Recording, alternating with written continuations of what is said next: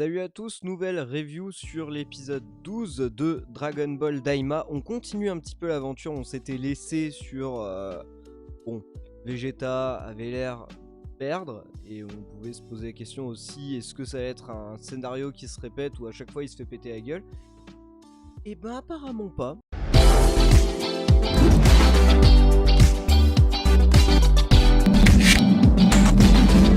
Y a pas à dire, l'épisode était bien rythmé, des péripéties, un retournement de situation, bref. Très bon épisode, mis à part quelques petits trucs. J'imagine que si vous regardez la review, c'est comme d'habitude, vous avez déjà vu l'épisode. Et je vais pas attendre 10 minutes avant de parler de ce truc-là. Vegeta Super Saiyan 3. Alors...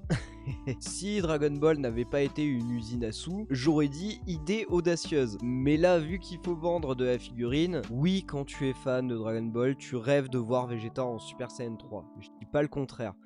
Mais ça sort quand même du fin fond du cul des scénaristes. Et c'est vrai que c'est un peu dommage. J'ai entendu dire que ça parlait aussi du Chara Design, du prototype du Super Saiyan 3.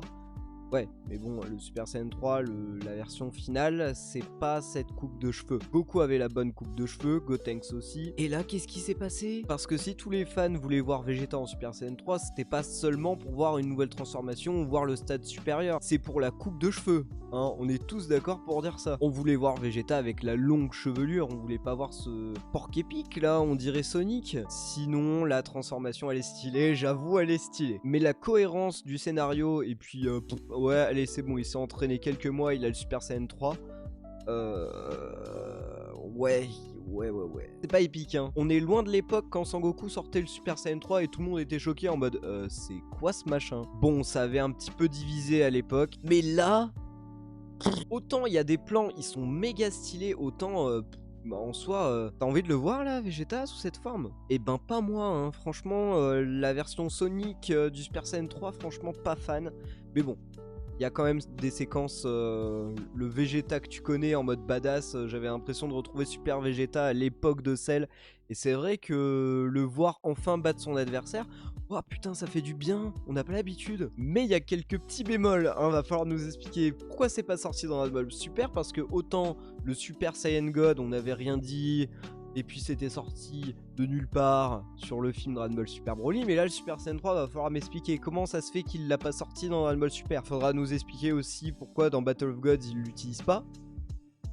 Donc il y a quelques petites incohérences, mais bon, je vais pas cracher dessus, j'ai bien aimé le petit moment SSJ3, j'avoue, j'ai bien aimé. On va mettre ça de côté avec le combat du Tamagami numéro 2 et Vegeta, et on va passer directement au premier Tamagami. Le combat était atypique, ben ça ressemble pas mal à Boo, genre bah j'ai pas de chocolat, j'ai pas envie de faire ce que tu me demandes, sauf que là c'est assez différent. On dirait que quand il a pas de chocolat, en fait, soit il a pas envie de combattre, soit il est moins fort. Mais de ce que j'en ai vu, j'avais l'impression que bah il perdait sa puissance en fait, que genre il court, il fuit, gars, t'es super puissant, qu'est-ce que tu fais? Donc c'est vrai que c'est un peu bizarre de je te donne du chocolat et puis d'un coup tu balances une boulette de l'espace qui défonce le Tamagami. C'est vrai que j'ai trouvé ça un peu chelou. Par contre la folie avec Majin Buu et son coup là extensible et tout comme je sais pas quoi, enfin vraiment c'est le Buu que tu connais de l'époque et c'est vrai que c'est sympa de le revoir. Et bon, il y a quand même des similitudes entre le premier Buu et Majin Buu, mais ce perso, il est quand même pas mal. On savait très bien aussi qu'il était pas très futé. Donc forcément, quand t'as une énigme qui demande un calcul mental de baiser, là, juste servi à ça, hein, Majin Buu, hein. Juste à ça. Il sert seulement à calculer. Je veux dire, et apporter du chocolat dans le scénario. Et on va parler du combat final entre les deux, le Tamagami numéro 1 et le Tamagami numéro 2. L'épreuve, je trouve que c'est une idée vraiment chouette. Autant sur l'épisode 8 je m'y attendais pas du tout et c'est vrai que bon le combat était assez épique, et puis le côté ben t'as une épreuve pour récupérer la Dragon Ball, j'avais vraiment kiffé, ça me rappelle des souvenirs de l'époque, et là je l'ai retrouvé quoi, c'est hyper chouette de ben écoute là tu sais te battre c'est bien, mais est-ce que tu vas pouvoir résoudre mon énigme? Et c'est vrai que j'ai bien aimé ce point-là. Majin Buu, bien évidemment, il a trouvé la réponse en 2-2. Il a chuchoté, même si c'était pas à lui, hein, de donner la réponse, mais bon, bref, ils ont récupéré la Dragon Ball. Arinsu, elle est choquée, elle se dit, mais ouah, trop bien, c'est pas possible, machin, bref. Majin Buu est hyper content d'avoir gagné. D'ailleurs, on peut dire qu'elle est un peu conne parce que Majin Buu a chuchoté quand même le résultat. Elle était juste à côté, elle a rien entendu. Ouais, c'est comme le cul, ça se lave, hein, parce que bon, quand il a dit bon, j'ai servi à quelque chose, machin. On va rebondir sur le combat de Vegeta. Les chorégraphies étaient sympas, c'était plutôt fluide et plutôt vraiment cool à regarder. Il est très vite passé du Super Saiyan 1 au Super Saiyan 2. Le combat était quand même assez cool. Neva qui intervient, bon, pour donner un peu plus de puissance au Tamagami numéro 2, pour dire ouais, apparemment il aime bien le combat, bah écoute, hein, on va resserrer un petit peu les taux. Et je me pose la question, il cherche quoi là le Neva, parce que bon, il aime bien titiller un petit peu, hein, là il dit ouais, il aime bien le combat, bah écoute, hein, je vais lui ajouter un petit bonus au Tamagami, mais bon bref, il s'est fait exploser la gueule. Plusieurs trucs où je m'y attendais pas, déjà je pensais vraiment que Vegeta allait se faire exploser. Autant l'arrivée de Sangoku, ça a duré, mais pas une minute quoi. Genre Vegeta il est vite sorti, Goku a même pas eu le temps de se battre contre le Kraken, enfin vraiment, c'était vraiment minime. Hein. Et Majin Buu qui explose le Tamagami numéro 1. Alors là, ça, je m'y attendais, mais pas du tout. Mais vraiment absolument pas. Je pensais que en fait, Majin Buu allait se faire exploser, et vu qu'on avait eu des leaks, mais je l'ai appris hier en fait que la ligne du bas c'était clairement du fake. On avait Arinsu avec la couleur rose et tout, et en fait c'était du bullshit. C'est vrai que bon, on n'y croyait pas trop. Par contre, Majin Buu qui a une cape, faudra m'expliquer un petit peu le délire, hein, parce que on a vu ça, on aimerait bien savoir d'où ça sort.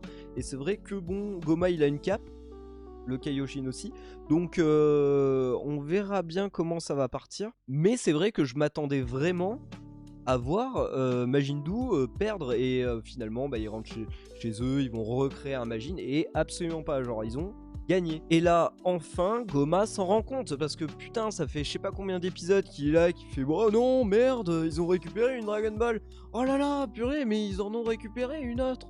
Je veux dire bon, à part t'énerver, tu vas peut-être arriver et montrer c'est qui le patron, non? Parce que bon, ça fait plusieurs épisodes, on le voit pas en action. Et si on remonte quelques épisodes d'avant, il y avait la sorcière qui disait il a pas l'air comme ça, mais il est puissant. Il serait peut-être temps de se réveiller, Goma, hein, parce que là, en fait, ils ont récupéré toutes les Dragon Ball. Donc ton plan en soi, là, t'es vraiment dans la merde, surtout que t'es le roi des démons. Va falloir peut-être t'activer un petit peu. Et à mon humble avis, il va y avoir un power-up.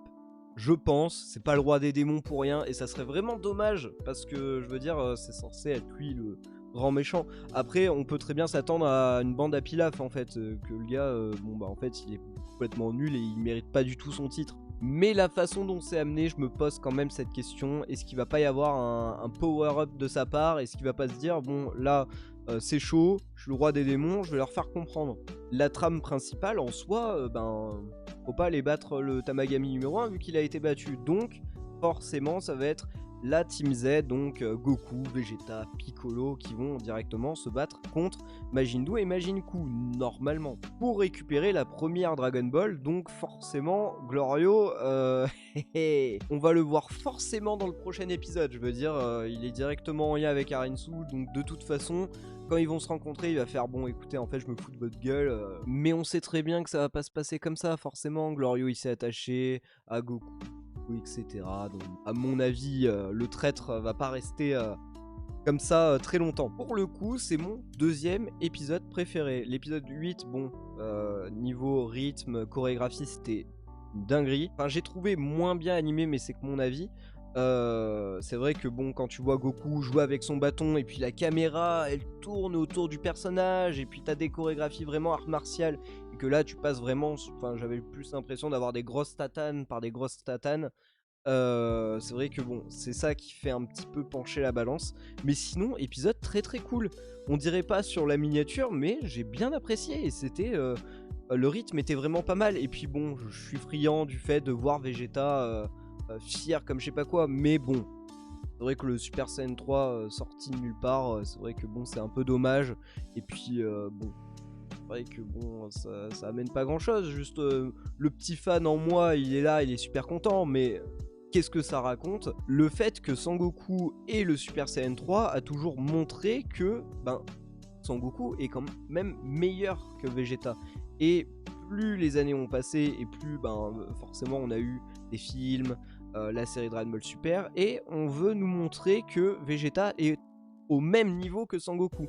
Hein, on l'a vu dans Dragon Ball Super Hero, là on le voit parce qu'il obtient le Super Saiyan 3, il a toutes les transformations comme Sangoku, et à la fin de Super Hero, il gagne Sangoku haut la main, contre Sangoku haut la main sur un combat sans pouvoir et tout. Donc on veut bien nous faire comprendre que Vegeta, ça y est, c'est fini, il a réussi à remonter la pente. Sauf que le problème, c'est qu'à la fin de Dragon Ball Z, et bien sûr, c'est pas moi qui l'invente, c'est directement dans le manga. Ce qui nous fait bien comprendre que Vegeta a encore du mal à avoir le niveau de Sangoku. Sauf que les séries continuent encore et encore, et plus ça avance, et plus on nous fait comprendre que Vegeta, en fait, il arrive enfin à avoir le niveau que Goku a. Sauf que petit problème, par rapport à la fin, c'est pas très logique. Après plein d'incohérences, tu vas en trouver des tonnes et des tonnes. Et c'est vrai que c'est un peu dommage. Fin d'épisode, comme d'habitude, on a le teaser du prochain épisode, l'épisode 13. Et forcément, fallait s'y attendre. On a une pause, hein. Comme à son habitude, Dragon Ball Super avait des pauses quelques fois. Là, on a une petite pause, donc il n'y aura pas de review. Par contre, je l'avais annoncé il y a un petit moment qu'on allait sortir une vidéo sur Dan Dadan. Sur en fait la saison 1, qu'est-ce qu'on en avait pensé, etc. J'ai exporté sur YouTube. Une fois l'exportation faite, j'ai supprimé le fichier vidéo. Après, j'ai fermé le PC et du coup, il n'est plus d'actualité. Perdu la vidéo. Donc du coup on va retourner tout ça pour refaire la vidéo qui était prévue de base. Donc c'est pour ça je la sortirai à la place de la review de Dragon Ball Super, histoire que le compte reste actif. Et nous on se retrouvera bien évidemment comme d'habitude pour la review de Dragon Ball Daima sur l'épisode 13. Et forcément on va parler un petit peu de l'épisode 13 et de ce qu'on voit. Alors on s'était fait avoir sur le teaser de la dernière fois, on voyait pas grand chose et on s'était dit bon, ça a pas l'air foufou. Et pourtant, la grosse claque, Super Saiyan 3 qui sort de nulle part. Et en plus de ça, la défaite des Tamagami. Donc forcément, là, on peut très bien avoir des surprises. Mais bon, forcément, quand t'as un épisode de ouf, après, ça se calme. Donc même si on doit attendre, on sera pas forcément récompensé, vu que ça sera un épisode, à mon avis, plus calme. Et de toute façon, on le voit, Arinsu a récupéré la Dragon Ball, elle a l'air tranquille dans son château. Goku et Vegeta se retrouvent avec des petites boules de poils. C'est-à-dire, on n'est pas encore sur le combat final. Donc on verra bien un petit peu ce que ça donne. Sinon, franchement, très bon épisode. Je suis agréablement surpris, mis à part quelques couacs qui m'ont un peu gonflé, notamment par rapport au Chara Design. Le Chara Design, je ne suis pas du tout fan. L'introduction de Vegeta en Super Saiyan 3, une tuerie. Mais le Chara Design, voilà, et ça sert à rien de dire oui, mais en fait, c'est pour faire référence au premier prototype. Non, de base, si c'était un prototype, c'était pas pour rien, c'était pour le mettre à la benne. Et ça, c'est pas le Super Saiyan 3, je suis désolé, ça c'est Sonic. Faut arrêter de nous prendre pour des cons, ça c'est Sonic. C'est pas le Super Saiyan 3. Et c'est vrai que ces derniers temps, les transformations, c'est pas foufou, hein, parce que dans le manga, autant l'Ultra Ego, c'est une très bonne idée, autant le Gohan Beast, les cheveux qui font 2 mètres, bon, hein, et puis là, le porc épique Vegeta, bon, ouais, les transformations, on n'est pas gâté, hein, mais bon, après, voilà, on verra bien, de toute façon, Vegeta en Super Saiyan 3, on va pas cracher dessus pendant 1000 ans. Voilà, c'est une fin de review, j'espère que ça vous a plu, on se retrouve la semaine prochaine pour enfin la vidéo de Dan Dadan qui sort. Et sinon, on se retrouve comme d'habitude pour la review Dragon Ball Daima dans 2 semaines. Et bien sûr, n'hésitez surtout pas à donner votre avis dans les commentaires, comme d'habitude. Allez, salut!